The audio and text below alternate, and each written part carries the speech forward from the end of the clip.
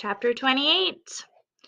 All right, so chapter 27 was pretty intense. The Stasi came, they questioned Gerda and Fritz, and it just was super scary. I didn't know what was going to happen. I was on the edge of my seat.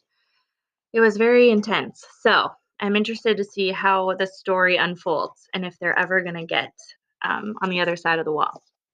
Chapter 28. Fritz and I spent the following morning in the tunnel.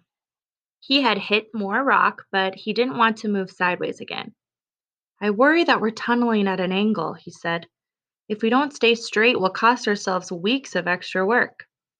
So we dug out what rock we could and made the path only as wide as it absolutely had to be for a body to squeeze through.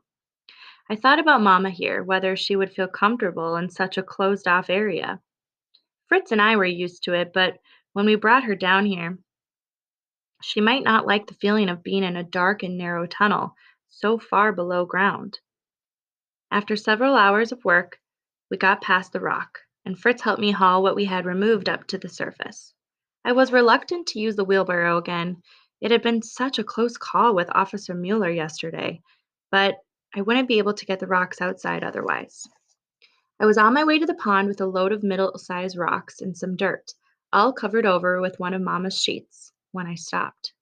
Another visitor was coming. Anna. She was alone today and wore capri pants and a sturdy button-down shirt. Gardening clothes. Even her brown boots were different from her usual pair. In one hand was a basket that I knew must contain a day's supply of food and water, and in her other hand was a small shovel. I quietly groaned and set the wheelbarrow down. Guten Tag, she called to me. It looks like you've already had another hard day of work. We have, I said. We're probably going to quit for the day, in fact. We? Anna looked around. Where is Fritz today? Her voice turned skeptical. Another errand? Yes. I knew that didn't reflect well on Fritz, but what choice did I have? Anna pressed her brows together. He leaves the hard work for you too often. I don't usually see him working here, only you. My mouth suddenly went dry, so much that I had trouble speaking. You've been watching us? She laughed, with no idea of how serious my question had been. Only when passing by the alley, that's all.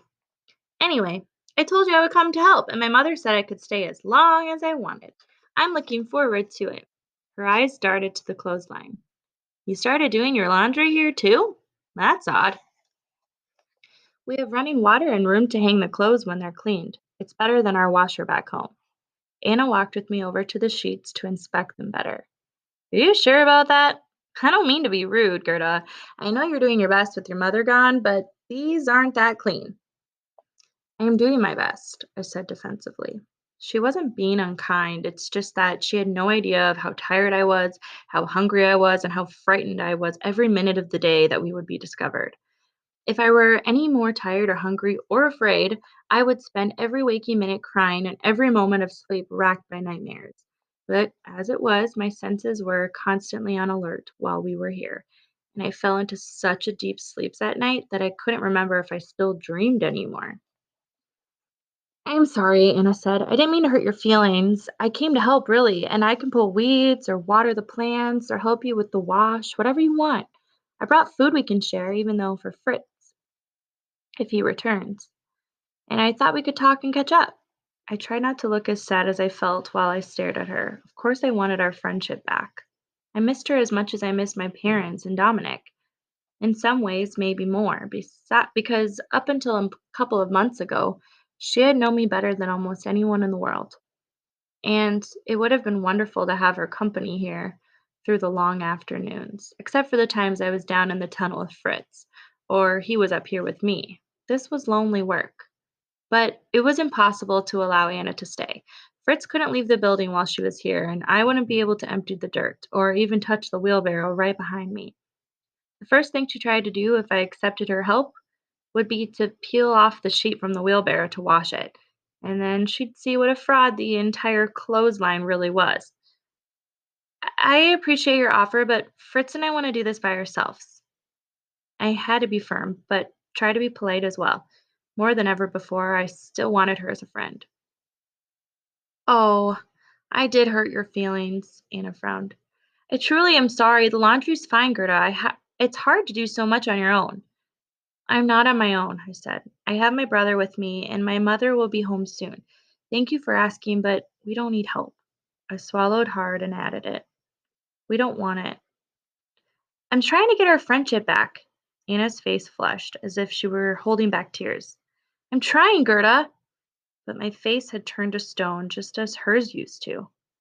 It's too late for that. Oh, all right. Anna's eyes darted around as if she wasn't sure what to do next. I had never been so rude, and even if I'd punched her, I couldn't have hurt her worse. She lowered her head and backed off the lot.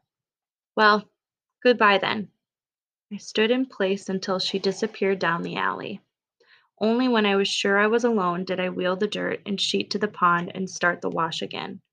This time I needed more privacy than ever from the road, and from the watchtower, and even from Fritz, because I was certain I had just lost a friend forever. And the sadness of that was more than I could bear.